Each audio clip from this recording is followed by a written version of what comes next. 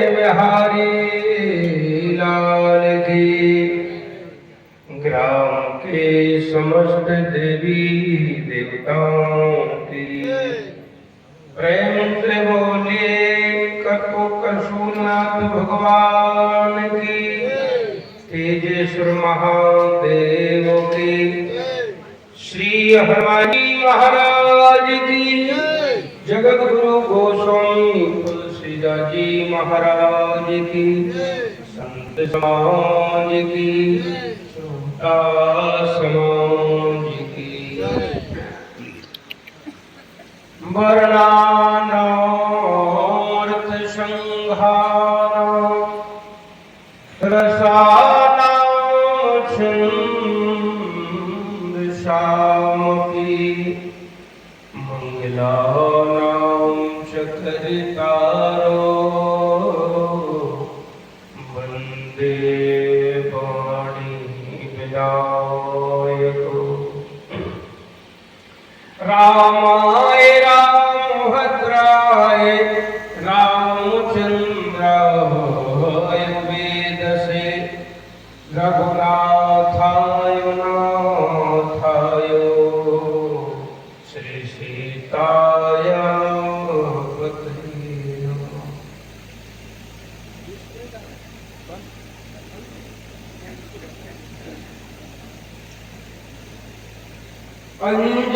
अंजनानंदनं वीरं जानकी शोकनाशनं। कपीशमुख्यहन्तारं वन्दे लङ्काभयङ्करम्। बंदो तुलसी के चरण जिनकी नो जग काज। कलि समुद्र बूढ़त लख्यो प्रगट्यो सात जहां। प्रगट्यो सात जहां। हे हनुमंत बिराजियो कथा होत तोया। सुच सेवक तुम राखी मैं चरणों का दास। चित्रकूट कामदगिरि मंदाकिन के तीर। भैया राम कथा होती रहे कब तक। बोले जब तक रहे शरीर। बोलिए राजा रामचंद्र महाराज की। सभी लोग देखो भैया अब आज जयकारा बोलो। और कल से तो भैया कोई जयकारा कहीं बोलेगा लेकिन यहाँ के लिए साल भर के लिए। हाँ तो सभी लोग जय बोलो। बोलिए राजा रामचंद्र महाराज की जय हो। शंकर भगवान की पीछे वाले भी बोले राजा रामचंद्र की। गौरी शंकर भगवान की। सत्य सनातन धर्म की।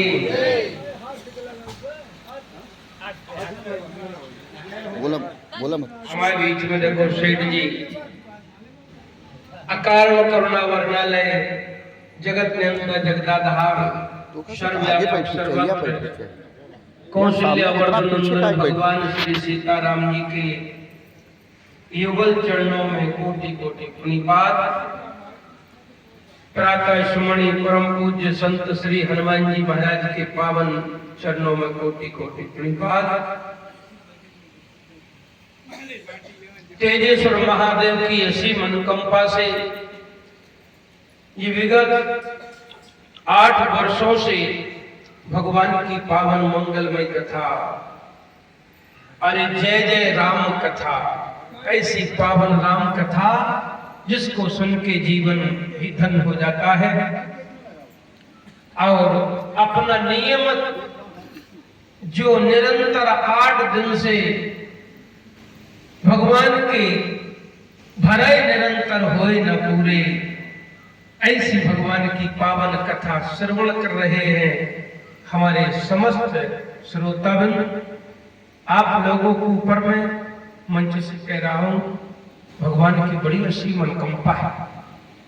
बंधुओं, आज धनतेरस हमारे सनातन धर्म में धन्वंतरि वेद के माध्यम से चला है और उनकी पूजा करते हैं, जिससे बंधुओं उन्हीं के माध्यम से समस्त औषधियों को महाराज औषधियों के माध्यम से सारे रोगों की निवृत्ति होती है।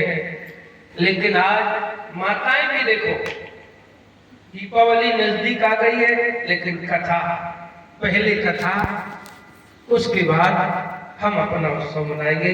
तो धन्य है बंधुओं आपके, हम तो यही कहेंगे कि आपके पूर्व जन्म के इतने अच्छे पुण्य हैं, जिन पुण्यों के प्रभाव के कारण आज संसार में न लगे आप राम कथा में बैठे हैं। बंधुओं, राम कथा। और हमारे भैया यादव जी इतनी उम्र में बताइए, सब कुछ घर बार सब भगवान के भरोसे निरंतर कथा में आ रहे हैं।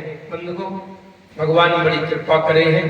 हमारी अर्चनी बंदनी सीता अनुसुईया उर्मिला की पत्नियों पे चलने वाली समस्त माताएं एवं बहनें, ये माताएं साक्षात देवी का स्वरूप है, जो अपना अमूल्य समय भगवत कथा में दे रही है। बंधुओं, त्योहार के टाइम पे हम पे एक बड़ी आश्चर्य की बात करते हैं, और ये तेजी बाजार तो एक बंधुओं यहाँ पर भक्तों का ही मंडल दिखाई देता है, जहां पर बता रहे थे हमारे सम्माननीय श्री सच्चिदानंद जी मिश्रा कि 18 दिन से भगवान की कथा रूपी अमृत का पान कर रहे हैं। एकाध दिन की बात हो, 18 दिन से बंधुओं, और सनातन धर्म के लिए समर्पित, बड़े सरल हैं, सीधे हैं। हम तो एक ही बात कहते हैं। और जहां एक दिन मैंने बताया था सरल, जहां सरल व्यक्ति है वहीं भगवान है। सीता और रासे महाराज राम, उल्लासे लक्ष्मण, जहां सरलता है वहीं तो भगवान है। ऐसे हमारे जीव चंद्र जी सपत्नी विराजमान हैं, उनके पुत्र अजय कुमार और मैं हमारे हर्ष भैया, जिनके जीवन में हर्ष ही भरा हो, ऐसे दोनों पुत्र हैं।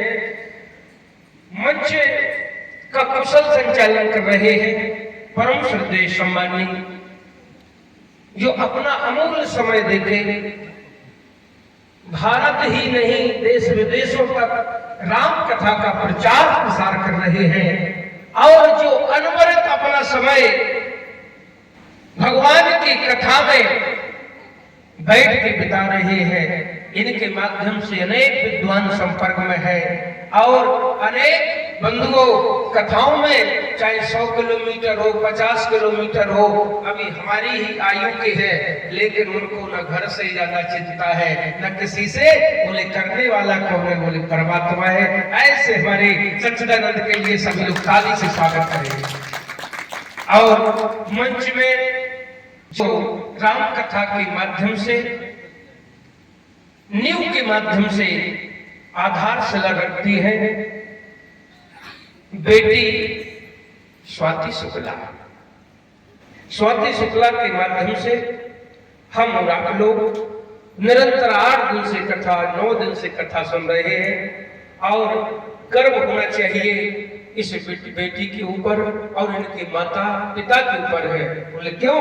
तुलसीदास जी कहते हैं कि अगर पुत्र तुम्हारा, विचार करो, अगर पुत्र अच्छा हो गया, उसके अंदर गुण है, तो पुत्र तो केवल एक ही क्या करता है? कुल एक ही कुल का उद्धार करेगा। तो अगर आपकी बेटी के अंदर ऐसे महाराज अगर गुण है, तो वो दोनों कुलों को पावन पवित्र करती है। तुलसीदास जी कहते, जनक जी ने भगवती सीता जी को देखा तो क्या कहते हैं? बोले पोत्री पवित्र किए कुल दो। हे बेटी सीता, आज तो तुमने दोनों कुलों को ही धन्य कर दिया है। आज बेटी बंधुओं अभी अपने पिताजी के अधिकार में उनकी छत्र छाया में राम कथा कह रही तो पिता का नाम हो रहा है, और बंधुओं जब ससुराल पक्ष हो जाएगी तो फिर भी पिता का और माता का नाम होगा। तो ऐसी बेटी को जन्म दिया।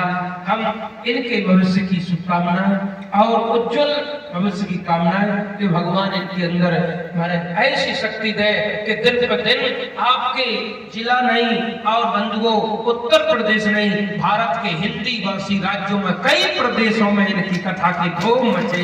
यही हमारी शुभकामनाएं है। और हमारे देव उपाध्याय जी अभी इस आध्यात्मिक क्षेत्र से जुड़े हैं। भगवान इनके ऊपर कृपा करेंगे, बढ़िया पढ़ाई करेंगे, लिखाई करेंगे, आगे चल के विद्वान बनेंगे। क्योंकि जब नींव मजबूत होती है तो बिल्डिंग अपने आप ऊपर उठती चली जाती है। ऐसे हमारे देव उपाध्याय और हमारे बीच में जगदीश भैया, पप्पू भैया, ये सभी लोग अपना अमूल्य समय दे रहे हैं। वो आज विनोद सेठ नहीं आए, हाँ दुकानदारी कर रहे होंगे। वो कल कह दिया था हमने कि भाई कल महाराज रात तिलक है तो आपकी कोई विशेष रात तिलक में कोई विशेष उपहार होना चाहिए। तो पता नहीं विनोद जी ने सुना होगा कि उपहार लेके आना पड़ेगा, भगवान जाने। लेकिन हमने कहा कि भाई राम जी का राज्याभिषेक है, उसमें विशेष उपहार, और आप बड़े इतने दिनों से 9 दिन, लेकिन आज वो नहीं उपस्थित हुई। भगवान जाने जैसी व्यवस्था हो। और अब हम और आप लोग आज विश्राम दिवस है, क्योंकि कैसी है राम कथा। जय जय राम कथा, जय जय राम कथा, जय जय राम कथा, जय श्री राम कथा, जय जय राम कथा, जय श्री राम कथा, जय जय राम कथा, जय श्री राम कथा। जिसे श्रवण कर मिट जाती है कथा श्रवण कर मिट जाती है, जिसे श्रवण कर मिट जाती है, जिसे श्रवण कर मिट जाती है, जन्म जन्म की व्यथा। जय जय राम कथा, जय जय राम कथा, हो जय जय राम कथा, जय श्री राम कथा। मंगल भवन मंगल हारी, द्रवहु दशरथ अजर बिहारी। हे मंगल भवन अमंगल हारी, द्रवहु सो दशरथ अजिर बिहारी। सुनो हुकुमाते लोभ अभागी, हरि तज होय विषय अनुरागी। सुनहु उमाते लोग अभागी, हरि तज होहि विषय अनुरागी। अरे जिसे श्रवण कर मिट जाती है, जिसे श्रवण कर मिट जाती है, जन्म जन्म की व्यथा। हो जय जय राम सभी तो ताली बजाते थे। आपको कथा जय नहीं, श्री आपको राम आनंद कथा, है। हो कि जय जय राम कथा, जय श्री राम कथा, हो जय राम कथा, जय श्री राम कथा। जय जय राम कथा, जय श्री राम कथा, हो जय जय राम कथा, जय श्री राम कथा। बोलिए राजा राम जी महाराज की जय हो, भगवान की जय हो। भगवान विश्राम दिवस कथा को अभी सुन चुके हो। आज चलो भगवान की राजगद्दी होगी। तुलसीदास जी कहते हैं,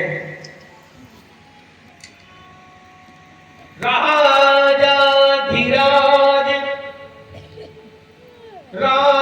राजाधिराज महाराज रामचंद्र जो को, पवन कुमार महावीर प्राण प्यारो है।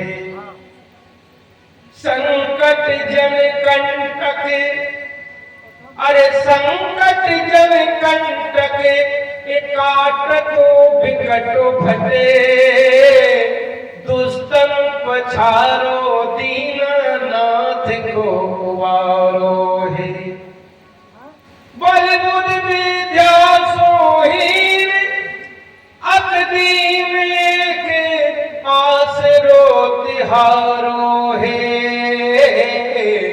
ओ मेरो तो रखवारो बही कौन तेरी टांगवारो है मेरो तो रखवारो बही तेरी टांगवारो है केवल मेरा रखवाला अगर कोई है तो टेढ़ी टांग वाले श्री हनुमान जी महाराज है।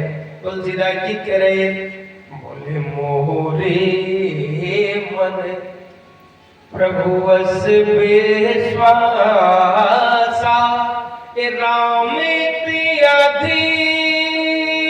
तेरे राम कर दासा मोरे मन प्रभु वस विश्वासा राम अधिक राम कर दासा। दास श्री हनुमान जी हैं, श्री राम जी स्वामी हैं, लेकिन जिस कार्य को श्री राम जी नहीं करते हैं उसको हनुमान जी बड़ी सरलता से कर देते हैं। इसलिए तुलसीदास जी कहते हैं कि सेवक से स्वामी बनो। अरे सेवक से स्वामी बनो चारों जुग परिमान राम बांधे उतरे उदती तो लाओगे गए हनुमान। राम जी किससे गए विचार कर लेना। राम जी ने ये बंदरों ने पुल बनाया उसके माध्यम से पार हुए श्री राम जी। वो हनुमान जी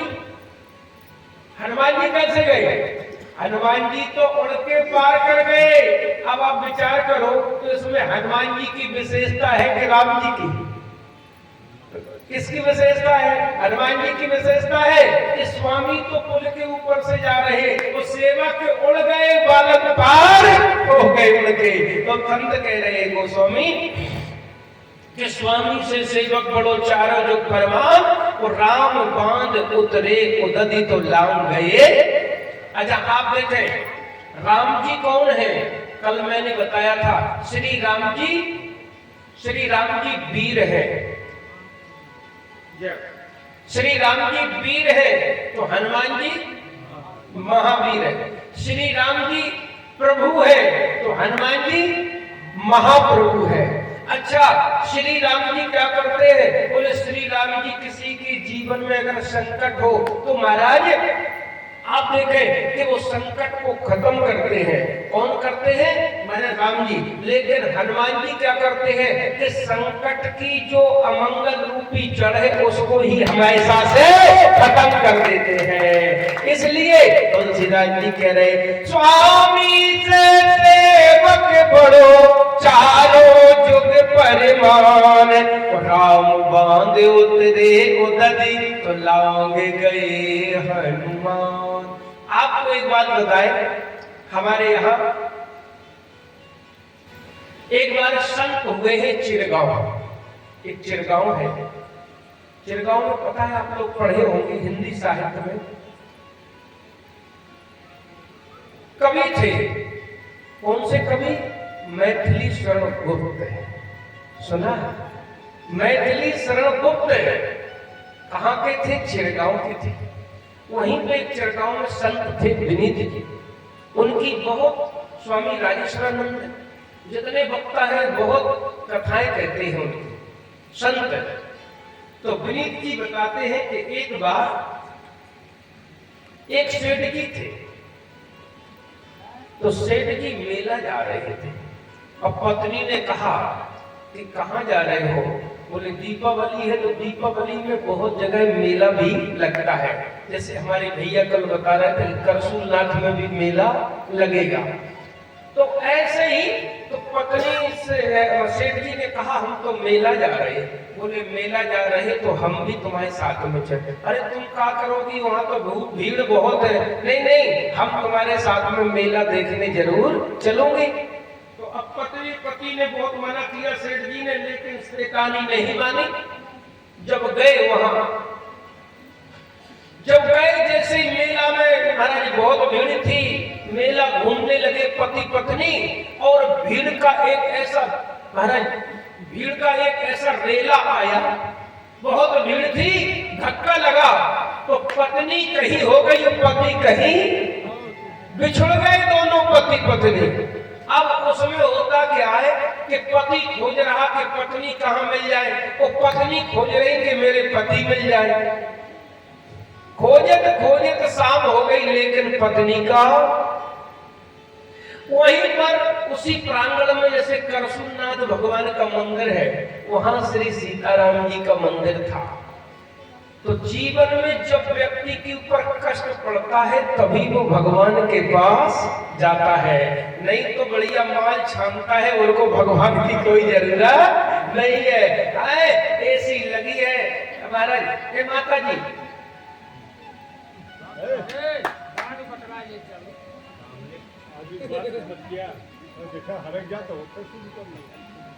हाँ, तो बढ़िया आराम से एसी में टेबल के बेड पे, बढ़िया टेबल बेड पे सो रहे, आनंद से बढ़िया रसमलाई ले रहे हैं, क्या लेना देना। अच्छा, वो जब कभी कांटा भी चुभता है तो हे भगवान, फिर भगवान को याद करते हैं। तो सेठ जी पे बड़ा दुख है, तो सेठ जी मंदिर में गए, तो मंदिर में गए तो वहां हनुमान जी का मंदिर था, तो हनुमान जी के भी पुजारी थे और राम जी के भी पुजारी थे। अब सेठ जी राम जी के पास में पहुंचे, राम जी के मंदिर में जहां श्री सीताराम जी विराजमान थे। सेठ जी रोने लगे, क्या कह रहे, घरनी को लगे, घरनी को माने अच्छो, नी को माने अच्छो, घरनी को लगे न बिना घरनी को, बिना घरनी माने पत्नी भी होती है। अच्छा, नी को माने अच्छो, तो सेठ जी भगवान से कह रहे हैं घरनी को लगे न बिना घरनी को, रघुनाथ कृपा कर दो इतनी, फिर से मुझे देख सके पत्नी को। हे प्रभु कृपा कर दे, घर में जाएंगे पत्नी नहीं तो अच्छा नहीं लगेगा, इसलिए कृपा कर दो कि हमारी पत्नी मेला में खो गई, मिल जाए। तब तक राम जी के पुजारी ने कहा, सेठ जी क्यों रो रहे, क्या बात है? बोले क्या बताएं, हमारी तो पत्नी खो गई है इसलिए रो रहे हैं। बोले भगवान ऐसे कृपा नहीं करेंगे तो फिर क्या करेंगे? अरे कम से कम जाओ बाजार में बढ़िया मिठाई ले आओ, लड्डू ले आओ, भगवान का भोग लगवाओ तो कृपा कर देंगे। तो सेठ जी गए, तुरंत बढ़िया 2 मिठाई के थार लाए और कहा कि लो भोग लगाओ। भोग लगाए? बोले हाँ। अब जैसे ही कहा कि भोग लगाओ तो हनुमान जी की पुजारी देख रहे थे। हनुमान जी की पुजारी ने सोचा कि ये कहीं राम जी का भोग लग रहा है 2 थालों से, तो जी हनुमान जी बैठे हैं। हनुमान जी के पुजारी ने सेठ जी को बुलाया, बोले जरा, बोले बताओ, बोले इनका भोग क्यों लगवा रहे हैं? ठाकुर जी का? बोले श्री सीताराम जी का, राम जी का लगवा रहे। बोले क्यों? अरे पत्नी खो गई। पत्नी? बोले हाँ। अरे बोले इनका भोग मत लगवाओ तो क्या करे? अब हनुमान जी के पुजारी क्या कहते हैं? बोले ये थाली उठा के अरे रखे तो यहाँ, कृपा तो जो करे लला अंजनी को। ये भगवान के दरबार से प्रसाद के दोनों थाल उठा के ले आओ, हनुमान जी का भोग लगाओ। बोले क्यों? बोले तुमने रामायण नहीं पढ़ी है? तुमने रामायण नहीं पढ़ी है? पुजारी बोले हनुमान जी की सेठ जी से। बोले हमने नहीं पढ़ी। बोले तुम्हें इसलिए पता नहीं है? बोले क्यों? कि तेरी तीह मिले है कहाँ, ये माने औरत पत्नी। बोले तेरी तीह मिलई है कहाँ, जो पता न लगाए सके कपनी को। तुम भगवान राम का भोग लगवा रहे हो।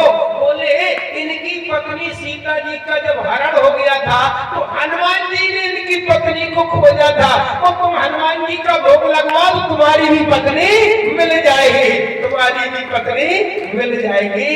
तो इनका भोग लगवाने से कुछ नहीं होगा, हनुमान जी का। तो तुलसीदास जी कह रहे, अरे मोरे मन प्रभु असे बेस्वासा,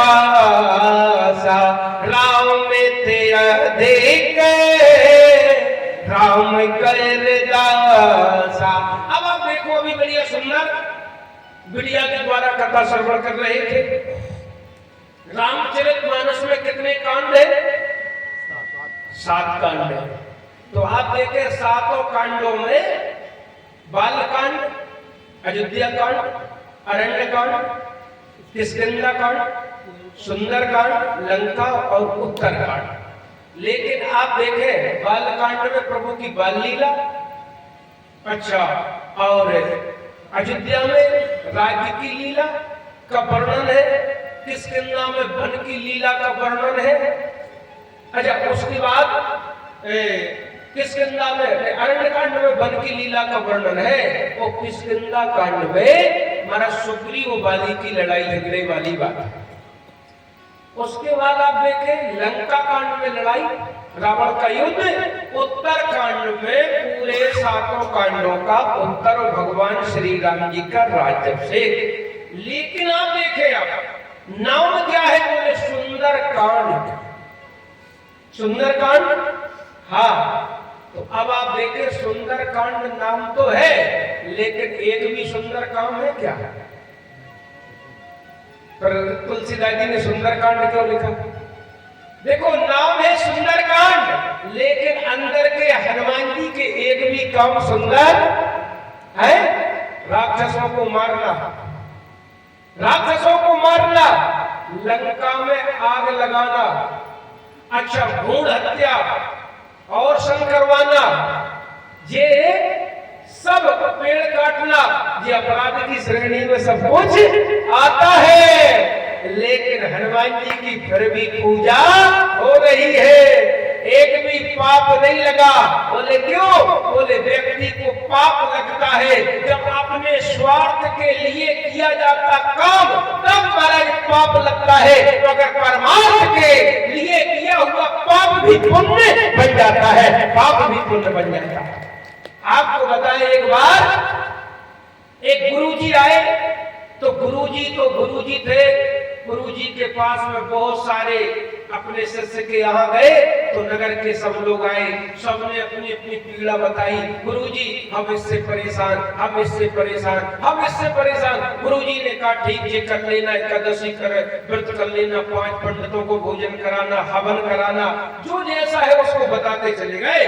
एक व्यक्ति आया, गुरुजी हमको भी बताओ। बोले, पूछिए।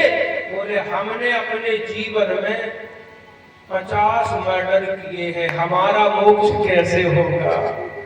गुरुजी ने ऊपर से नीचे तक देखा, तो गुरुजी महाराज डर गए। बोले, नहीं, बताओ गुरुजी कि हमारा मोक्ष कैसे होगा? हमने अपने जीवन में 50 मर्डर किए, आप सबको दबा बता रहे, हमें भी बताओ।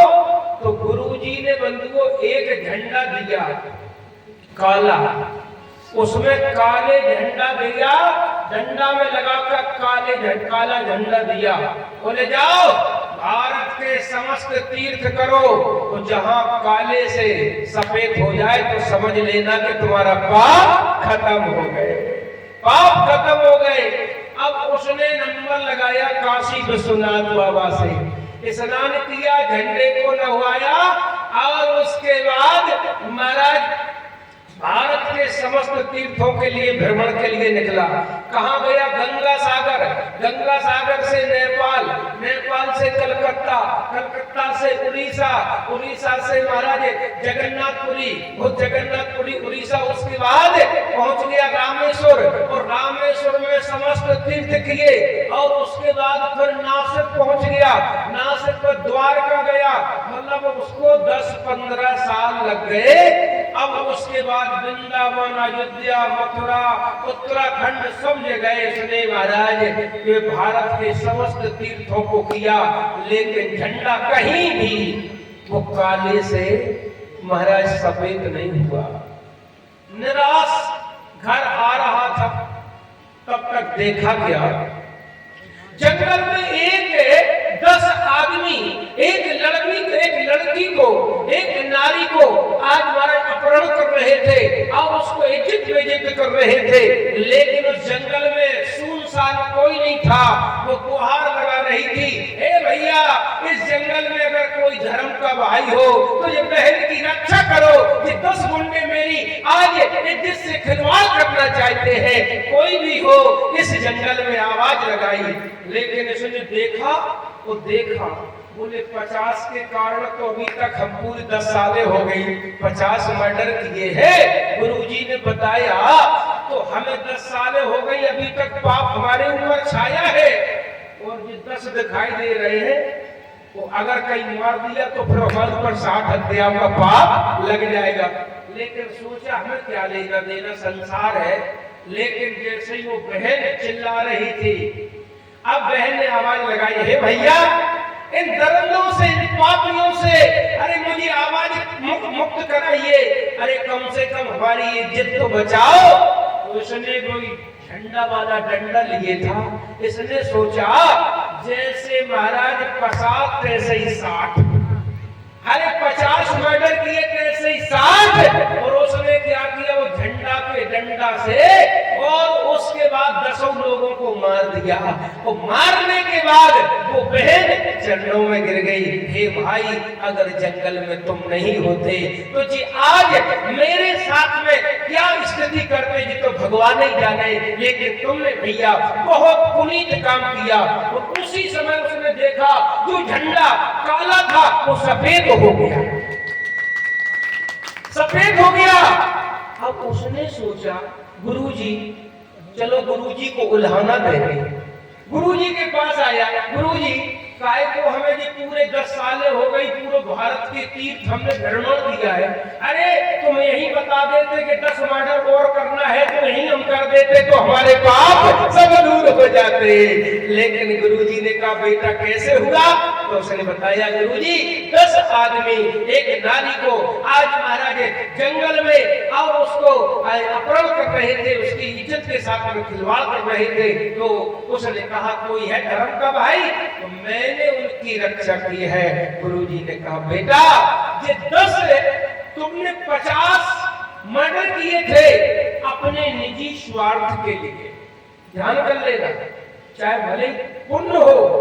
तुमने 50 मर्डर किए थे अपने निजी स्वार्थ के लिए, लेकिन 10 किए तुमने परमार्थ के लिए। तो परमार्थ में किया हुआ पाप भी पुण्य बन जाता है और तुम्हारी हत्याएं भी मोक्ष हो गई है। तो ये हनुमान जी का काम है। हम और आपको लगता है कि हनुमान जी ने जे किया, लेकिन हनुमान जी ने सब पर स्वार्थ में किया, कोई स्वार्थ में नहीं किया। 100 तो प्रताप रघुराई और नाद न कछु मोरी प्रभु प्रभुताई, जो कुछ है तो प्रभु का है, मेरा कुछ नहीं है। बंधु लंका की यात्रा में हनुमान जी गए, आगे चल के कथा बहुत है और महाराज कथा को शॉर्ट करना पड़ेगा। अब हनुमान जी महाराज लंका में घूम रहे, तुलसीदास जी लग रहे, ये तो मंदिर अरे प्रति कर सोधा तो देखे जाता अद अग्नित जोधा, अरे गयो दसानल मंदिर माही ओ अति विचित्र। क्या अति विचित्र देखा हनुमान जी महाराज ने जब रावण के मंदिर में प्रवेश किया। तुलसीदास जी बोले हम नहीं लिख सकते हैं कि क्या देखा है, अति विचित्र कहे जा सुनाई। तुलसीदास जी कह रहे शयन किए देखा,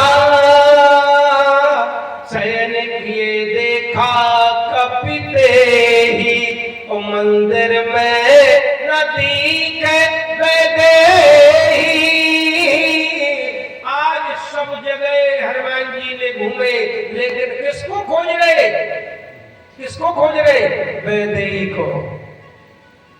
और लंका में वैदेही मिलेगी है? वैदेही कौन है? बोले बंधु वो वैदेही है सीता। तो सीता क्या है? भक्ति। वो भक्ति कहाँ? ये लंका किसकी भूमि है? बोले जहाँ वासना रूपी भक्ति रूपी सीता को हनुमान जी खोज रहे हैं, लेकिन सीता कैसे मिलेगी? तुलसीदास जी कह रहे ये रावण के महल में नहीं मिलेगी कि भवन के पुलती के सुहावा ओ हरि मंदिर ने बनावा। उसी लंका में हनुमान जी महाराज ने एक भवन देखा, उसमें क्या लिखा है? उसमें बंधुओं गायत्री मंत्र के श्लोक लिखे हैं। अच्छा, महामृत्युंजय के श्लोक लिखे हैं, राम नाम लिखा है, तुलसी के वृक्ष लगे हुए हैं, लेकिन तुलसीदास जी लिख रहे हैं रामायुध अंकित गिरे शोभा पर न जाए, नव तुलसी का वृंद का देख हर से कपिराय। हनुमान जी पहुंच गए, हमें दिखाई देता है कि पूरी लंका से हटकी यहाँ स्थिति दिखाई दे रही है। क्या है? बोले राम नाम लिखा है, गायत्री मंत्र लिखा है, तुलसी के वृक्ष लगे हैं। हमें दिखाई देता है लंका में हनुमान जी महाराज विभीषण के मकान पर कितने बजे पहुंचे? कितने बजे पहुंचे? तुलसीदास जी लिख रहे हैं अरे राम नाम जप सुमिरन कीना तो हृदय हरत कपि साजन चीना। कितने बजे? 4 बजे। 4 बजे विभीषण महाराज जब पहुंचे तो महाराज हनुमान जी पहुंचे तो विभीषण जब जगे, वो जगने के बाद क्या कर रहे हैं? राम नाम जप सुमिरन कीना तो हृदय हरस कपि साजन चीना। वो व्यक्ति सज्जन होता है कौन? कौन? बोले जो राम नाम प्रातः काल 4 बजे उठ के भगवान का नाम लेता है, वो सज्जन है। अच्छा, वो जो नाम नहीं लेता है वो? बोले 8 बजे खरदूषण जागे। अच्छा, 8 बजे खरदूषण जागे और बेड टी मांगन लागे। Bed tea? हाँ, जैसे ही बेड पे तो मम्मी आई, बेटा उठो उठो। बोले मम्मी ठीक है जग रहे। नहीं नहीं, हम बेड टी तुम्हें लाई है। बेड टी मतलब वही बेड पे चाय पियो। तो समझो 8 बजे खरदूषण जागे और बीड़ी तंबाकू खोजन लागे। सुबह सुबह उठे तो बीड़ी मांगे, तंबाकू मांगे, लेकिन ये कौन है? बोले ये सज्जन नहीं है। तुलसीदास जी कहते हैं आपने भी देखा होगा पुराने जमाने में गांव में क्या लिखा रहता था? बोले गांव में लिखा रहता था, बोले जो निकले इस रास्ते सबको सीता, सबको सीताराम। जैसे हम भैया के साथ में दीपचंद के साथ में घूमने 2-4 दिन गए, कोई बोले ना बोले इन्हें सबसे सीताराम करनी है, सबसे सीताराम। कोई अपने काम में भी है, लेकिन बंधुओं सज्जन के यही काम होते हैं, कोई करे ना करे लेकिन हम तो सीताराम बोलेंगे, सीताराम बोलेंगे। आज हनुमान जी महाराज ने पहचान लिया, लगता है ऐसी यहाँ पर लंका जैसी नगरी में अगर कोई राम नाम लेने वाला होगा तो हमें दिखाई देता कोई सज्जन ही व्यक्ति होगा, कोई दुर्जन नहीं होगा। तुलसीदास जी लिख रहे राम नाम जपे सुमिरन कीना हृदय हरत कपि साजन चीना। यही सलहट करी हो पहचानी और साधु तो हो कार्य हरि। इनसे हम जरूर वार्तालाप करेंगे, इनसे बातचीत करेंगे। हमें दिखाई देता है ये तो सज्जन है और संत है, वो संत से कोई वहां पर सत्संग की बात करना कोई हानि नहीं होगी। अब विभीषण महाराज के पास में हनुमान जी पहुंचे, तुलसीदास जी कहने लगे जब पहुंचे तो बातचीत हुई। वो बातचीत होने के बाद क्या कहते, अब मोहे भाव, अरे भरोसे है न बलता, बिन हरि कृपा, अरे मिले नहीं संगता, आवे मोहे भाव। क्या हुआ, अरे भरोसे है न बलता, बिन हरि कृपा मिले नहीं संगता। कथा तो बहुत ज्यादा है, लेकिन उसके बाद तुलसीदास जी कहते हैं, आज हनुमान जी जैसे संत को विभीषण मिले और विभीषण जैसे संत को हनुमान जी संत मिले। तो जब संतों की वार्ता हुई तो हनुमान जी ने कहा, विभीषण, बोले हाँ बताओ, ऐसे यहां निशाचरों के बीच में आपका रहना हमें दिखाई देते, कैसे रहते हो यहां निशाचरों के बीच में? निशाचरों के बीच में? बोले हाँ। बोले कुछ न कहो हनुमान जी, हम यहाँ ऐसे रहते हैं। बोले कैसे? बोले जैसे 32 दांतों के बीच में जीभ रहती है। कौन रहती है? तुलसीदास जी कह रहे हैं, सुनो पवन सुत रहने हमारे, जिम 10 लले में, अरे जीव बिचारी। बिचारी कौन है? आहा, बिचारी है? बोले हाँ, लेकिन ये बिचारी कुट रही है, पिट रही है। कौन मारते हैं? बोले राक्षस मारते हैं। राक्षस? बोले हाँ, हम तो ऐसे रहते हैं, लेकिन आपने देखा होगा ये बिचारी जीव दांतों के साथ में कितना परोपकार करती है। करती है कि नहीं? आए कितना परोपकार करती है। जब भोजन करते हो तो सलाद भी खाते हो, तो कभी कभी गाजर, मूली या तुम्हारे कुछ दांतों के बीच में फंस जाती है, फंस जाता है, तो भोजन करने के बाद जीभ वहीं पहुंच गई बिचारी, जीभ वहीं पहुंच गई। और जब तक जीभ उसको खींच नहीं लेगी तब तक शांत बैठने वाली है।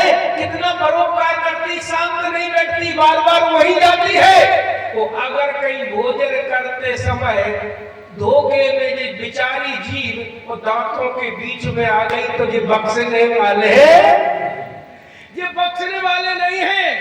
तो हनुमान जी बोले सुनो, अच्छा जी बताइए, अगर तो कोई दांत दर्द करता है तो कौन बताती है कि डॉक्टर साहब हमारा दांत दर्द कर रहा है? कौन बताती है? जीभ बताती है। तो हनुमान जी ने कहा, अब डेंटल हॉस्पिटल के बहुत बड़े सर्जन डॉक्टर भगवान श्री राम जी लंका में शिविर लगाएंगे, शिविर लगाएंगे। बस तुमको ये बता देना कि कौन सा दांत दर्द कर रहा है, तुरंत ही बाहर कर देंगे। ईमानदारी से बताओ, अगर जीभ कह दे कि हे डॉक्टर साहब मेरे 32 दांत परेशान कर रहे, तो एक एक करके सब बाहर कर देंगे। अब जीभ का राज है, चाहे किधर घूमो कोई खतरा नहीं है, तुम्हें कोई खतरा नहीं है, तुमको बता देना। अच्छा, तुलसीदास जी कहते हैं, यहाँ पर महाराज बहुत वार्ता होने के बाद अब तुलसीदास जी कह रहे हैं, हनुमान जी से पूछा, विभीषण ने ऐसी लंका जैसी नगरी में आपके आने का कारण? बोले आने का कारण है कि सीता जी को हम प्राप्त करना चाहते हैं। बोले सीता जी ऐसे नहीं मिलेंगी, तो कैसे मिलेगी? बस तुम मुझसे प्रतिज्ञा करो। विभीषण ने कहा हनुमान जी से कि तुम मुझसे एक वादा करो, प्रतिज्ञा करो। क्या? कि तुम मुझे राम जी से मिला दोगे, तुम मुझे राम जी से मिला दोगे? हनुमान जी ने कहा बिल्कुल मिला देंगे। बोले अच्छा? बोले हाँ। तो विभीषण कहने लगे कि तुमने अपने जीवन में भगवान श्री राम जी को प्राप्त कर लिया, लेकिन सीता के बिना अधूरे हो। वो हमने अपने जीवन में सीता रूपी भक्ति को प्राप्त कर लिया, लेकिन राम के बिना हम भी अधूरे हैं। अगर तुम राम से मिलाओ तो हनुमान जी हम तुम्हें सीता से मिलाए देते हैं, हम तुम्हें मिलाए देते हैं। अच्छा मिलाइए। तुलसीदास जी कह रहे हैं, जुगति मंत्र, आज जुगत विभीषण ने क्या सुनाई बंधुओं? विभीषण ने जुगति बताई। ये युक्ति क्या थी? जुगते विभीषण अरे सकल सुनाई, ओ चले ओ पवन सुते विदा कराई। जुगति विभीषण क्या जुगति थी कि सकल का मतलब बहुत विस्तार से समझाई। बोले यह बताया कि हनुमान जी सीता जी लंका में नहीं है, सीता जी अशोक वाटिका में महाराज है, अशोक वृक्ष के नीचे सीता जी विराजमान है। तो अगर कहीं तुम उसमें प्रवेश करोगे तो जानते हो तुम सीता जी तक पहुंच नहीं सकते हो। कैसे पहुंचोगे? बोले हम बताए देते हैं। जैसे ही तुम अशोक वाटिका में प्रवेश करने के दरवाजे पे पहुंचोगे तो तुम्हें वहीं पर एक सिंह दौड़ेगा खाने के लिए। ये जुगती है, सिंह दौड़ेगा। तो जब सिंह दौड़ेगा तुम्हें खाने के लिए तो सिंह जैसे ही मुंह पाएगा, मुंह को उठाएगा तो उसके मुख में अपना हाथ डाल देगा। और जब हाथ डाल के उसकी जिभिया को पकड़ के और महाराज सीधे से उल्टे कर देना, श्री रावण की माया अदृश्य हो जाएगी, तुम अंदर प्रवेश कर जाओगे। ये बंधु हर कोई किसी की बस की बात नहीं थी। ये राज्य कौन जानता था? बोले ये राज अगर जानने वाला था तो केवल विभीषण जान रहे थे। इसलिए जुगत विभीषण सकल सुनाई, वो चले पवन सुत विदा कराई। हाँ 2 बजने वाले टाइम तो 1 ही बजे कर दिया था। बोली राजा रामचंद्र भगवान की। हाँ तो जल्दी करेंगे। हाँ क्योंकि अब विस्तार नहीं करेंगे। समय तो मतलब दिया था 1 ही बजे का कि 11 बजे से। अब लोगों को लिए ज्यादा समय तो ऐसी कथा कहेंगे तो 5 बज जाएगा। बोली राजा रामचंद्र भगवान की। श्री राम जय राम जय जय राम बोलो। श्री राम जय राम जय जय राम। श्री राम जय राम जय जय राम। श्री राम जय राम जय जय। बोले राजा रामचंद्र महाराज की। उसके बाद विभीषण महाराज आज हनुमान जी को जुगति बताई। हनुमान जी चले पवन सुत विदा कराई। हनुमान जी महाराज जाते हैं अशोक वृक्ष में जाकर छिप जाते हैं। रावण आता है। यही अवसर रावण कहावा सीता जी को अनेक प्रकार से रावण प्रताड़ित करता है। हनुमान जी महाराज ने सोचा अब हमें दिखाई देता है कि बहुत जल्दी सीता जी के प्राणों की रक्षा के लिए मुझे कूदना पड़ेगा। लेकिन तब क्या हुआ कि रावण ने सीता जी को मारने के लिए तलवार उठाई। वो तलवार सीता जी की गर्दन पर डालने वाला था। तब तक मंदोदरी ने पीछे से तलवार को पकड़ लिया। ऐ स्वामी क्या करते हो? ये नारियों पर तुम महाराज वीरता दिखाई दे रहे हो, यहाँ नारियों पर हाथ उठाते हो। मैं तनिया का नीत बुझावा। उसके बाद रावण ने कहा सुनो सीता माफ रहे हो खरारी। अगर महाराज 1 महीने के अंदर तुमने मेरी बात को स्वीकार नहीं किया तो समझ लेना क्या होगा। सीता ने कहा दोस्त है पापी क्या होगा? ये तो तेरी तलवार होगी मेरे गले पर, या भगवान श्री राम जी की सारी भुजा मेरे गर्दन पर होगी, लेकिन मैं तेरी ओर नहीं देख सकता। हे लंका में माताओं सीता जी अकेली है, कोई भारत का नहीं है, कोई सूरवंश के परिवार का नहीं है। लेकिन रावण की अशोक वाटिका में एक भारतीय नारी अकेली है। लेकिन रावण ने लोभ दिया। सोना क्या है? लोभ। लेकिन सीता जी ने कहा है दशानन तेरा सोना मेरे सामने तिनका के समान है। आगे चल के हनुमान जी पहुंचे। सीता जी से वार्ता हुई। सीता जी ने महाराज हनुमान जी से कहा कि माँ अभी आपको ले चलेंगे लेकिन प्रभु की आज्ञा नहीं है। उसके बाद सीता जी ने हनुमान जी को वरदान दिया। किसका वरदान दिया? जो होता है पर नारी को प्रणाम करने से आज हनुमान जी अजर अमर बन गए। तुलसीदास जी लग रहे अजर अमर कुल नीति सुत हो करहे बहुत रघुनाथ नायक छो। सीता जी ने अजर अमरता का वरदान दिया। आज जैसे हनुमान जी का जन्म होता है, सीता जी के सामने जन्म हुआ है, क्यों 5 आशीर्वाद दिए। वो 5 आशीर्वाद क्या है? ये 5 तत्व है। चित जल पावक गगन समीरा, वो पंच रचत अति अधाम शरीरा। लेकिन सीता जी ने अजरता अमरता का आज हनुमान जी को वरदान दिया। हनुमान जी को भूख लगी, सीता जी ने कहा बेटा राम जी के चरणों को हृदय में रखो और जाओ फल खाने के लिए। हनुमान जी गए फल खाने के लिए। रावण की वाटिका के सिपाही आए। वो जब सिपाही आए, बस वहां पर अक्षय कुमार आता, उसको मार देते हैं। मेघनाद आता, हनुमान जी को पकड़ के ले जाते रावण के दरबार में पेश करते हैं। वो पेश करने के बाद हनुमान जी से वार्ता होती है। बस हनुमान जी संत है, संत कभी किसी का हमारा अपकार नहीं करते हैं। सब सोचते हैं कि आप भगवान का भजन करो।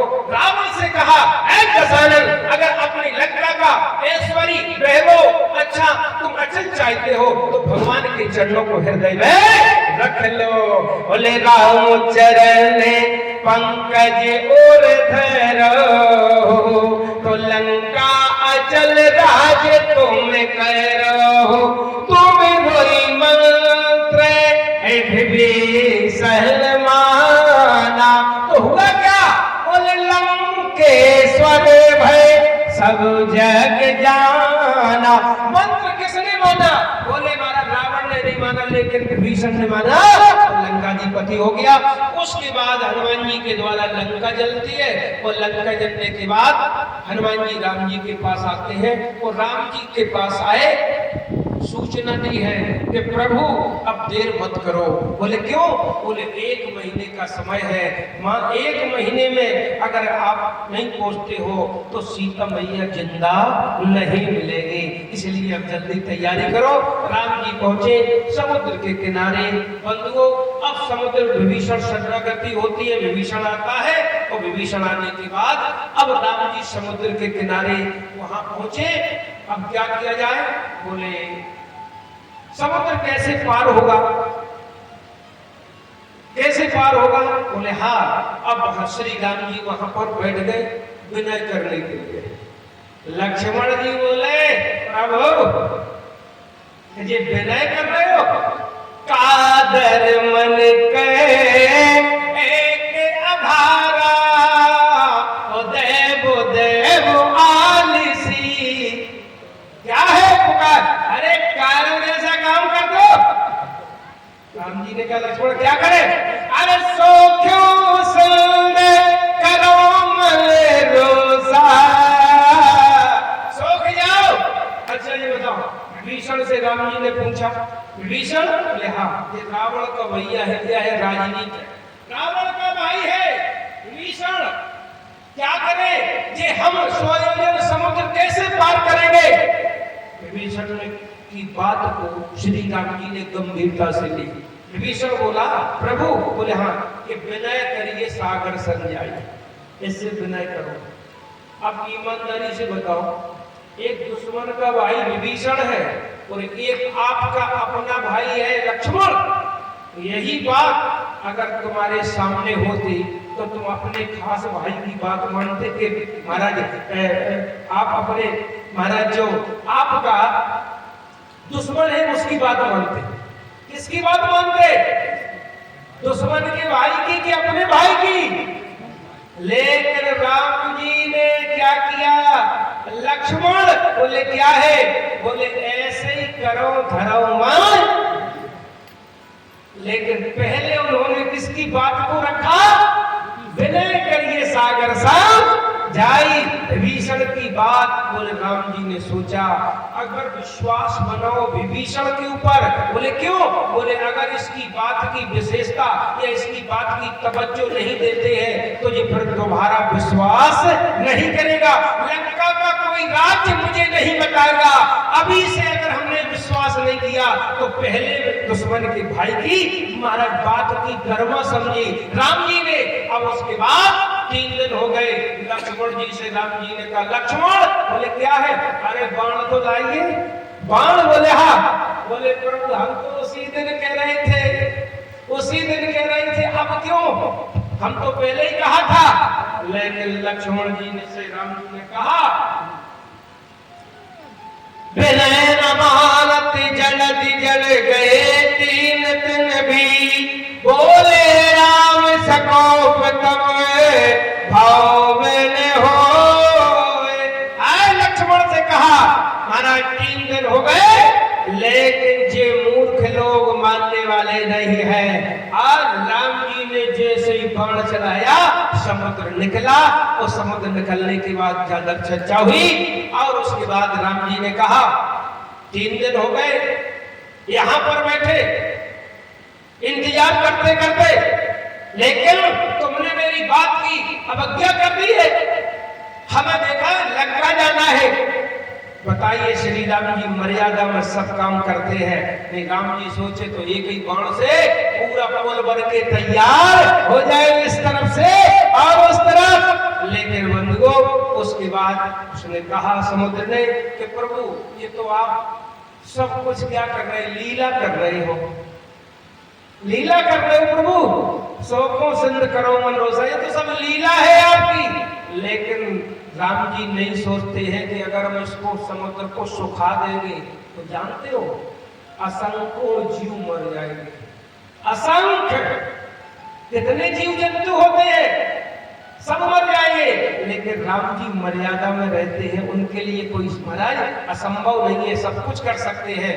उसके बाद बताया समुद्र ने नर नील से के द्वारा सेतु का निर्माण होगा। अब जब सेतु का निर्माण हुआ सारे उत्तराखंड से बंधुओं सारे बंदर आए, बंदर पत्थर लाए, पुल बन के तैयार हो गया। कितने दिन लगे? 5 दिन। पुल बन के तैयार होने के बाद वहां पर बंधुओं अब हुआ क्या, पुल बन के तैयार हुआ। हनुमान जी महाराज कहने लगे प्रभु, बोले क्या है? श्री रघुवीर प्रताप ते सिंध करे पासान। जी प्रभु आपके नाम के प्रताप से जल के ऊपर पत्थर तैर रहे हैं, ये आपका नाम का प्रताप है। राम जी ने कहा हमारे नाम के? बोले हाँ। अब राम जी सोचे चलो हम भी तो देखें, तो श्री राम जी बंधु गए और गए, बोले मेरे नाम के प्रभाव से जब पत्थर तैरे तो हम भी तो देखें। राम जी जैसे पुल पे चढ़े, वो चढ़ने के बाद इधर उधर देख रहे थे, कोई दिखाई नहीं दे रहा था। बोले जी प्रैक्टिकल में सही है कि झूठ है? तो राम जी ने क्या किया? बोले राम जी ने ऐसे ही जल में झांके और एक कंकड़ लिया, ऐसे छोड़ दिया, वो छोड़ने के बाद कंकड़ डूब गया। तो राम जी सोचने लगे अरे हनुमान जी तो जी कह रहे थे कि हमारे नाम के प्रताप से पत्थर तैर रहे, ये तो हमने छोड़ा वो डूब गया है। हनुमान जी पीछे से आ गए, बोले प्रभु किसी ने देखा हो ना देखा हो, लेकिन हमने देखा है, हमने देखा। बोले तुम कहाँ छिपे थे? बोले हम तो पीछे छिपे थे।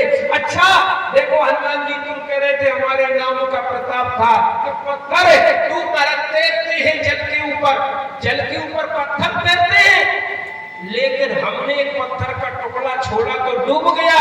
हनुमान जी ने प्रभु के चरणों में मस्तक रखकर हाथ जोड़कर कहा कि प्रभु जिसको आप छोड़ दोगे वो तो डूब ही जाएगा, और जिसको आप पकड़ लोगे वो कभी डूबने वाला नहीं है। कि पत्थर को आपने छोड़ दिया है, ऐसे डूब गया है। तुलसीदास जी कहते हैं रामेश्वर भगवान की वहां पर करियो यहाँ अरे शंभु थापना मोरे हृदय परम कल्पना। भगवान श्री राम जी की एक आप देखो, भारत को जोड़ने के लिए भगवान श्री राम जी ने आज केवल रामेश्वर भगवान की जाकर, आज जो चेन्नई में स्थित है, गए होंगे रामेश्वर, बहुत सारे लोग तीर्थ में गए हैं, समुद्र के किनारे स्थित है। लेकिन भगवान श्री राम जी ने डिम डिम घोष किया है। क्या किया है? तुलसीदास जी कह रहे हैं कि महाराज जो गंगा चले, जो गंगा चले अरे आने चढ़ाए, सो सोच मोती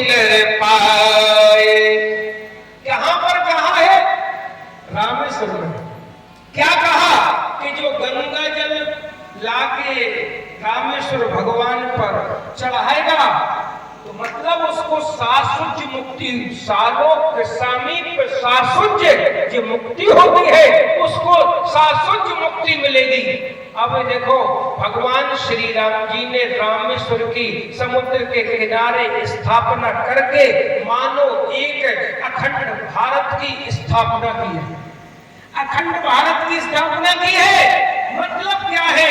मतलब ये है कि दक्षिण भारत और महाराज उत्तर भारत में जो कहीं भेद न रहे, लड़ाई झगड़ा न रहे, लेकिन उन्होंने एक साबित कर दिया, गहराई से सोचना।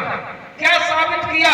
राम जी ने शंकर जी की वहां रामेश्वर की स्थापना करके मानो संकेत किया है कि आपके दक्षिण भारत में शंकर जी की रामेश्वर की स्थापना है तो तुम्हें अवमान ना आ जाए कि हमारे यहाँ शंकर जी है, तुम्हें अवमान ना आ जाए कि हमारे यहाँ शंकर जी है। और उत्तर में कौन है जानते हो? अपने यहाँ कौन है? गंगा जी। गंगा जी है तो अपन लोगों को ये अवमान ना आ जाए कि हमारे पास गंगा है, हमें कहीं नहीं जाना है। मानो तुम्हारे यहाँ गंगा है, अगर तुम्हें मुक्ति चाहिए तो तुम्हें गंगा जल भर के रामेश्वर जाना पड़ेगा, रामेश्वर जाना पड़ेगा। तो रामेश्वर वालों के पास में अगर कहीं शंकर जी है तो उनको अगर मुक्ति पाना है तो दक्षिण भारत से उत्तर में गंगा जल लेने के लिए आएंगे। उत्तर के दक्षिण में जाएंगे, वो दक्षिण के उत्तर में जाएंगे। जे भगवान श्री राम जी ने एक अखंड भारत की स्थापना की है। जो आज क्षेत्रवाद, समाजवाद, जातवाद, अब देखो बंबई में उत्तर भारतीयों को पीटते हैं, क्यों? ये जातवाद या क्षेत्रवाद या भाषावाद के पीछे पीटते हैं। तो ये क्या है? ये अखंड भारत को खंड खंडित करने की विचारधारा ऐसे लोग अपनाते हैं। वहां पर महाराज स्थापना हुई और जब स्थापना हुई तो रामेश्वर भगवान की जो शिवलिंग है उसमें से आवाज आ रही थी। क्यों सी? ईश्वरा महाराज भगवान शंकर के लिए कि महाराज भगवान ईश्वर, अगर कोई शंकर जी ने कहा कि अगर मेरा कोई ईश्वर है तो केवल भगवान राम ही ईश्वर है, और राम कहते हैं अगर मेरे कोई भगवान है तो केवल शंकर जी है। बंधुओं, जो शंकर जी से भगवान राम कहते हैं कि जो विरोध करेगा वो मेरा दास होगा, वो कभी नहीं हो सकता है।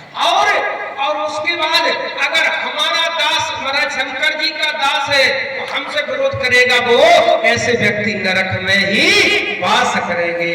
तुलसीदास जी कहते आगे चल के भगवान श्री राम जी पहुंचे सुमेल पर्वत पर। सुमेल पर्वत पे चंद्रमा देखा, उसमें दाग देखा और सबके अपने अपने मत थे।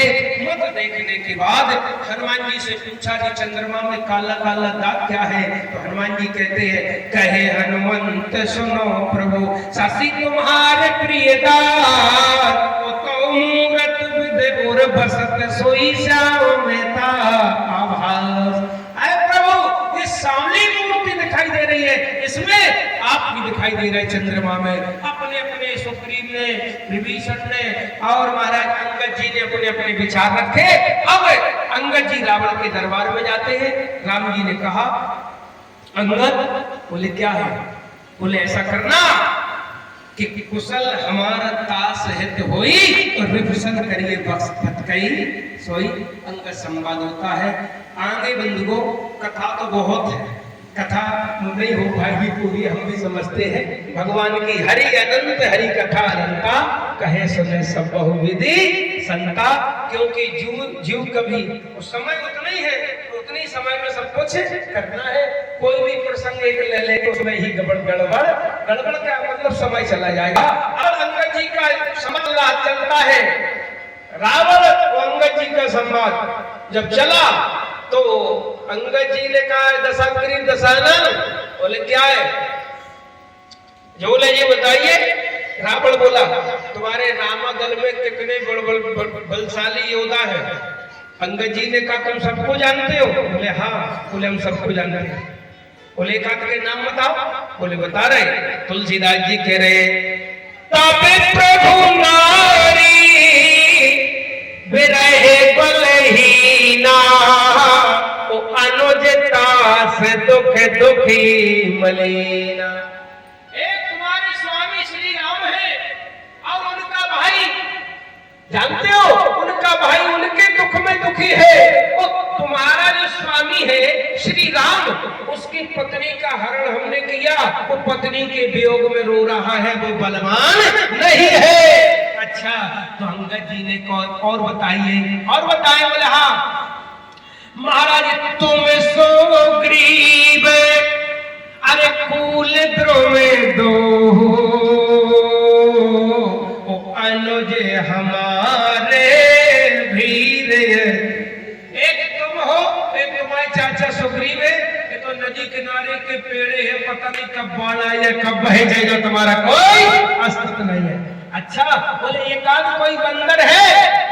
बोले बंदर था इस लंबे कर में अरे जाने दल नीला वो है कभी एक महाबल। कौन है? अरे बताओ महाबल। महाबल शीला। देखो आज लोग लिखाते हम फलाने हैं ढिकाने हैं, लेकिन हनुमान जी का कोई पंपलेट नहीं है कि हम महाबलवाली है, हम महाबलशाली है या हम पूरे विश्व के बलशाली है। तो हनुमान जी का बल जानते कितना है? बल अतुलित बल धाम। अतुलित बल का मतलब जो बल तोला न जा सके। और ऐसे अतुलित बल के धाम बेचारे हनुमान जी बिल्कुल सरल सहज रहते हैं। हनुमान जी के पास अतुलित बल है, लेकिन अतुलित बल का बताएं कि 10 दिशाओं में कितना बल है। एक नमूना बता रहे हैं। 10 दिशाओं के 10,000 दिग्गज।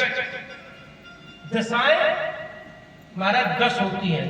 10 दिशाओं के 10,000 दिग्गज में जितना बल होता है वो एक इंद्र के ऐरावत हाथी में होता है। इंद्र के ऐरावत हाथी में होता है। अच्छा वो 10,000 इंद्र के ऐरावत हाथी में जितना बल होता है वो एक इंद्र में बल होता है। सुनना, एक इंद्र में बल होता है और 10,000 इंद्र में जितना बल होता है वो हनुमान जी के पूंछ के एक बार में बल होता है। हनुमान जी के पूंछ के एक बार में बल होता है। इतना बल है, ऐसे वैसे नहीं अतुलित बल धाम। हनुमान जी से पूछा कि प्रभु ये किसका बल है? बोले हनुमान जी बोले 100 तो प्रताप रघुराई न कछु मोरी प्रभु। हाँ जी हमारा कुछ नहीं है, जो कुछ है भगवान का है। विचार करो। बोले क्यों? भगवान नहीं समझते कि हनुमान जी पे बल होने के बाद ये दुरुपयोग नहीं करेंगे। और अर्जुन पर इतना बल था, लेकिन बीच बीच में भगवान अर्जुन को समझाते थे, रोकते थे। एक बार तो अर्जुन महाराज अपने भैया धर्मराज के लिए भी युद्ध के लिए चल खड़े हुए थे। अगर कन्हैया न होते तो अर्जुन को बहुत विरोध होता था, लेकिन ये अर्जुन जैसे बलशाली का बल कहाँ चला गया था? भीलन लूटी कोप का बे अर्जुन कहाँ चला गया था बल? बोले बताया आपको। ये भगवान कन्हैया जिस समय अपने गोलोक धाम के लिए जाने लगे तो समुद्र में कन्हैया का जो पार्थिव शरीर था वो बार बार लौट के समुद्र के किनारे आ रहा, बार बार आ रहा था। अब कन्हैया तो देख रहे थे, लेकिन होता क्या है, अर्जुन ने कहा कि कन्हैया का शरीर बार बार यहाँ आ रहा है समुद्र के किनारे, कम से कम भीतर पहुंच जाए समुद्र में। लेकिन अर्जुन ने धनुष पे बाण चढ़ाया और जाकर अर्जुन के बाण से वो भगवान कन्हैया का पार्थिव शरीर बीच समुद्र में पहुंच गया। और अर्जुन की सारी शक्ति उसी बाण के साथ में चली गई और कोई शक्ति अर्जुन पर नहीं बची। वो जब लौट के आ रहे थे तो भीलों ने गोपिकाओं के साथ में जब अर्जुन को लूटा तो अर्जुन के सामने आज महाराज ऐसा अन्य अत्याचार किया, लेकिन अर्जुन आज बिल्कुल कुछ नहीं, उनके अस्त्र शस्त्र काम ही नहीं कर रहे। जब लौट के आए हस्तिनापुर लौट के आए, अर्जुन की आंखों से आंसू आए, रोने लगे, भबक भबक कर रो रहे थे। धर्मराज ने कहा, अर्जुन मुझे पता है ये तो तुम्हारे तेज, आज तुम्हारे मस्तक का तेज, शरीर का तेज निष्क्रिय हो गया है, ये तो तुमने पर स्त्री गमन किया है, लेकिन ये मुझे विश्वास है कि अर्जुन तुम पर स्त्री गमन नहीं कर सकते हो। अर्जुन बोलते क्यों नहीं हो, क्या हो गया तुमको?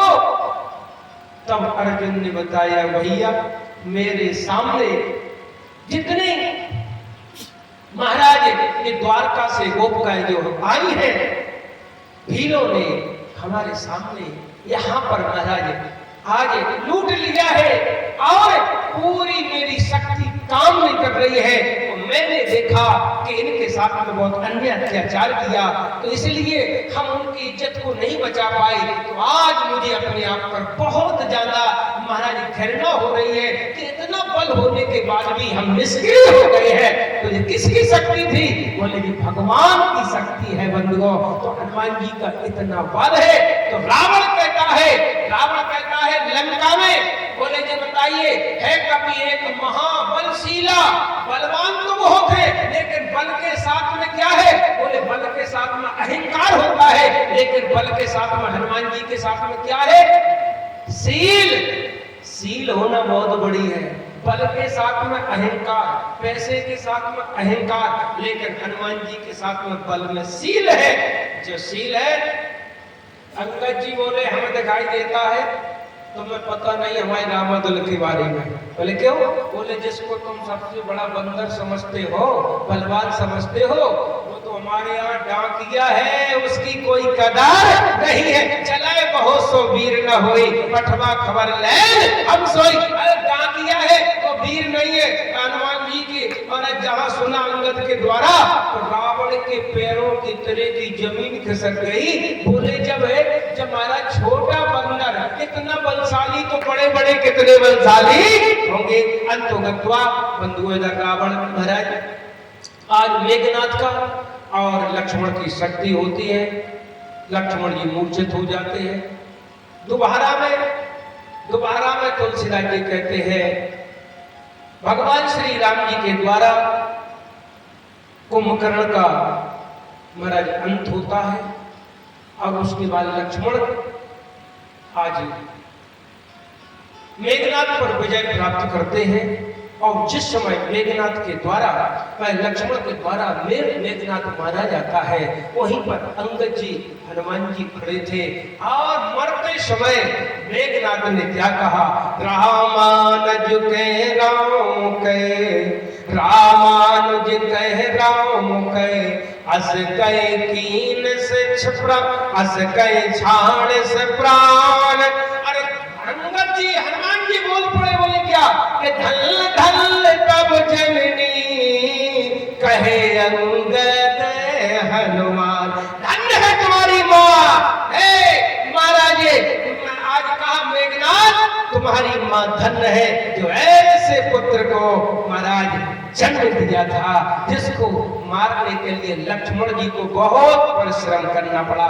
धन्य है, क्यों? राम का नाम जिसके मुख से निकल जाए वो भी उद्धार हो जाता है। अब इधर श्री राम जी का और रावण का, रावण रथी विरथ रघुवीरा देव भीषम भय धीरा युद्ध हुआ। कितने दिन तक युद्ध? तो पूरे रामचरितमानस का चला बंधुओं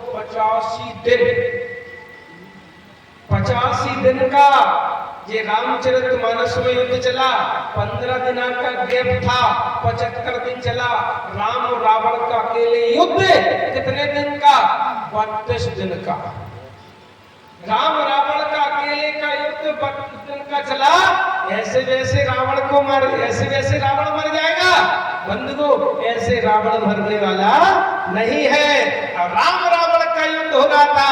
तुलसीदास जी कहते हैं राम जी क्या कर रहे थे? बोले राम जी, बोले हाँ, अरे काट कही पुणे भाई नबी ने और राम पोरे भुजा सिर छीने। आज जैसे 10 महाराज सिरों को 20 भुजाओं को राम जी काटते काटते थक गए, लेकिन रावण नहीं मर रहा है। कितने बोले महाराज 30 तीर रघुवीर पवारे, 30 बाणों से मार रहे हैं, लेकिन 30 बाण लगते हैं तो रावण नहीं मर रहा है। और बताएं ये रावण मरने वाला नहीं है। रावण क्या है? बोले रावण है, जानते हो रावण क्या है? बोले रावण है मोह। वो मोह ऐसे मरने वाला नहीं है। तुलसीदास जी लिख रहे मोहे सकल व्याधि कर मूला उताते पुण्य उपजय बहुसुला। बोले का होगा है मोह। वो मोह कैसे खत्म होगा? बोले मोह बढ़ता है जब प्रतिलाभ लोभतकाई, मोह खत्म नहीं होता है। तो ये रावण मोह है, इसको मारने के लिए राम जी ने क्या किया कि महाराज 30 तीर रघुवीर पवारे। राम जी 30 बाणों से मार रहे, नहीं मर रहा। अब श्री राम जी ने देख विभीषण की ओर देखा, भैया विभीषण तुम लंका के हो, तुम रावण के बारे में जानते हो, बताओ कैसे मरेगा? तो विभीषण ने कहा प्रभु ऐसे नहीं मरेगा। तो फिर कैसे मरेगा? नाभि कुंड से बस जाके और नाथ जियत बल बलता के। लोग कहते तुम तो विभीषण हो, कुलद्रोही हो, परिवार द्रोही हो, कहते हैं कि नहीं? है लोग कह भैया जगदीश क्या कर रहे हो? हाँ बोलिए राजा रामचंद्र भगवान की। हाँ तो उन्होंने कहा कि भाई कि तुम तो कुलद्रोही हो। अगर राम को विभीषण नहीं बताता कि प्रभु के नाभि में अमृत है तो मरने वाला। अब बताओ, आप मुझे तो विभीषण से श्रेय लेना चाहते थे, क्या राम जी को पता नहीं है? विलास सृष्टि ले हुई, उनको क्या सब जानते हैं, लेकिन वो तो पूछ रहे थे। तुलसीदास जी कहते राम जी ने 30 बाण और 1 बाण जो अगस्त जी ने दिया था। तुलसीदास जी कह रहे हैं रघुनायक सायक चले मानो काल फुनी। श्री राम जी ने छोड़ दिए ऐसे सर्प चलते हैं, ऐसे महाराज छोड़ दिए बाण 20 आज हाथों को काट दिया, 20 हो जाए थे।